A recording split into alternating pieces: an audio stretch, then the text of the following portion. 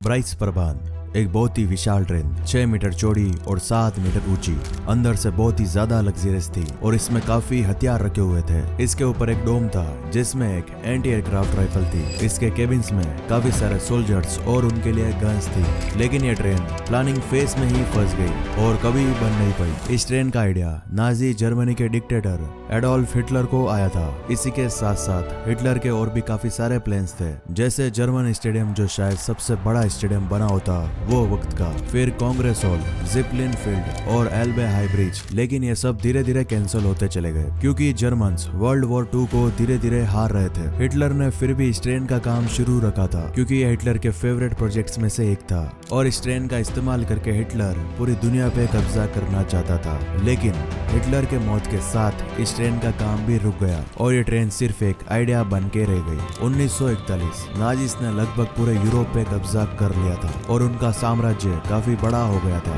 इतने बड़े साम्राज्य को कनेक्ट रखना काफी मुश्किल था। तब वर्ल्ड वॉर 2 भी चल रहा था।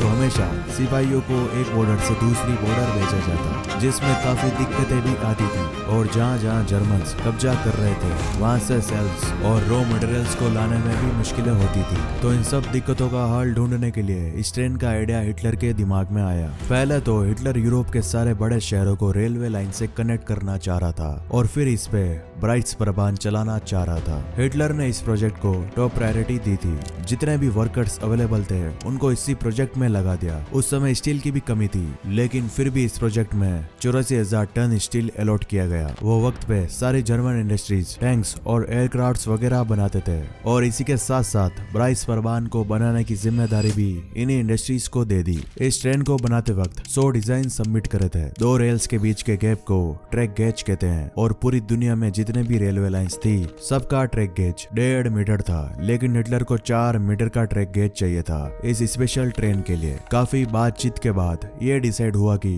3 मीटर का ट्रैक गेज रखा जाएगा। ये ट्रेन आम ट्रेन के मुकाबले बहुत बड़ी थी। पैसेंजर ट्रेन 420 मीटर लंबी थी और सामान यहाँ वहाँ ले जाने के लिए जो ट्रेन थी वो लगभग 1 किलोमीटर लंबी और ऊपर से डबल डेकर ट्रेन थी। आज की ट्रेन तो इसके आगे पिद्दी थी। ये ट्रेन का इंटीरियर बहुत लग्जरियस था। ऊपर का डेक फर्स्ट क्लास के लिए था ताकि वो नजारों का आनंद उठा पाए और यहाँ बहुत ही ज्यादा जगह थी। साथ ही साथ कोट रैक और एकदम कंफर्टेबल सीट्स भी थी। इसी डेक के ठीक नीचे सेकंड क्लास था जिसमें फिर भी काफी जगह थी, लेकिन थर्ड क्लास तो बहुत छोटा सा था। इन 3 क्लास के साथ साथ इस ट्रेन में कॉमन एरिया भी था जहाँ कोई भी आराम से बार में बैठ के वाइन पी सकता था और स्मोक भी कर सकता था। इसमें एक रीडिंग एरिया और एक मीटिंग एरिया भी था। इस ट्रेन का सबसे बड़ा हिस्सा था इसका डाइनिंग हॉल, जिसको लकड़ी का बनाने वाले थे और उसके साथ साथ सोना और झूमर भी लटकाने वाले थे सीलिंग पे। डाइनिंग हॉल इकलौता सिंगल डिक्कर डिब्बा था इस ट्रेन का और ये अंदर से इतना बड़ा दिखता था कि किसी को ऐसा लगता ही नहीं था कि वो ट्रेन में है। इसके साथ साथ इसमें और भी रेस्टोरेंट्स और ब्रेकफास्ट रूम्स प्लान कर रखे थे। इस ट्रेन में एक सिनेमा हॉल भी था जिसमें 200 लोगों की बैठने की जगह थी और एक स्टेज भी था जहां लेक्चर और प्रदर्शन किया जा सकता था। ये ट्रेन को काफी दूर जाने के लिए बनाया था, इसलिए इसमें सोने के लिए अलग डिब्बे बनाए थे। फर्स्ट क्लास में रिसेप्शन एरिया के बाद अमीर नाजी लोगों को एकदम आरामदायक कंपार्टमेंट मिलता था जिसमें सोफा, कुर्सी, टेबल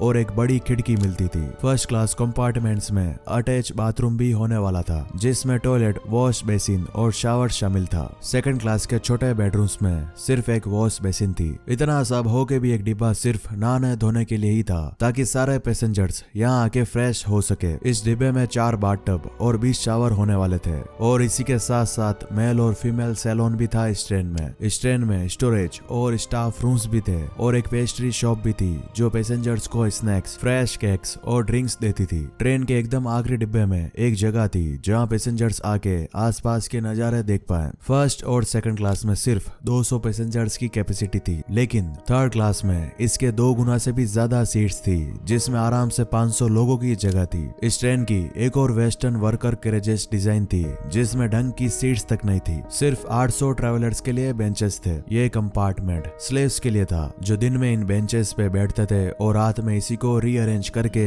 इस पर सो जाते थे और इसके चलते एक डिब्बे में 480 वर्क सेल्स बैठ पाते थे और इन स्लेव्स को ट्रेन के बाकी हिस्सों में बिल्कुल घूमने नहीं दिया जाता था। इनका खाना साइड के डिब्बे में ही बनता था और बकेट में ले जाके कैंटीन में सबको बांट दिया जाता था। अब ट्रेन को कुछ देर के लिए साइड रख के देखते हैं कि हिटलर इस ट्रेन की मदद से क्या क्या करना चाहता था और क्यों हिटलर के लिए ये ट्रेन इतनी महत्वपूर्ण थी। 24 मार्च 1942 में म्यूनिख में हिटलर की मीटिंग हुई स्टेट सेक्रेटरी और आर्किटेक्ट के साथ। वहाँ हिटलर ने बताया कि उसे इस्तांबुल जो टर्की में है और सिलिसिया पोलैंड से होते हुए डोनबास यूक्रेन तक फास्ट कनेक्शन चाहिए और वो करेगा ट्रेन की मदद से जो 200 किलोमीटर प्रति घंटे की रफ्तार से दौड़ेगी। ट्रेन के डिब्बे काफी चौड़े होने चाहिए और डबल डेकर होने चाहिए। इन ट्रेन से जिन जिन देशों पे हम कब्जा करें वहाँ से तुरंत हम लूटे हुए सामान को जर्मनी भेज पाए और इन ट्रेन को हम ईस्ट की तरफ भेजेंगे मजदूरों के साथ ताकि वो वहाँ जाके उन क्षेत्रों का विकास कर पाए। ये रेलवे बनाते वक्त बहुत दिक्कतें आएंगी लेकिन हम कभी पीछे नहीं हटेंगे। इसी वजह से राइट्सबर्ग काफी महत्वपूर्ण थी हिटलर के प्लान में जिसमें वो पूरी दुनिया पे कब्जा करना चाहता था। तब जितना सामान होता था उसे शिप्स की मदद से दूसरे देशों में भेजा जाता था लेकिन हिटलर इस तरीके को बदल के शिप्स के बदले ट्रेन का इस्तेमाल करना चाहता था। ये रेलवे का नेटवर्क वो पूरे यूरोप में फैलाना चाहता था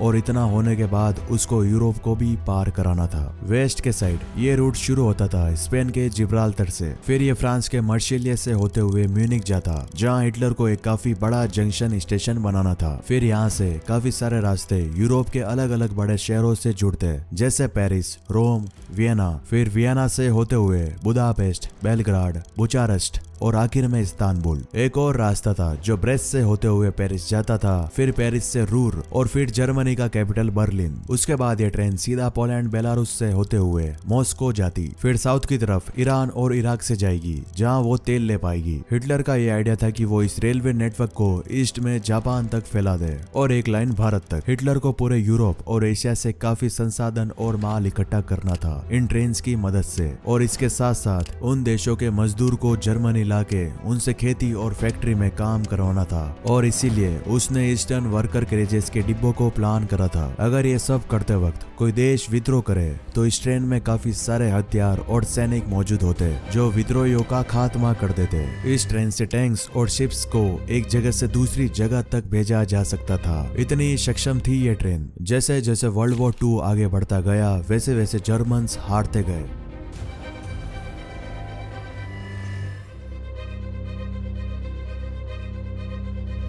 और 30 अप्रैल 1945 को हिटलर ने खुद को गोली मार दी। राइट्सबर्ग बनने का सपना ही रह गया।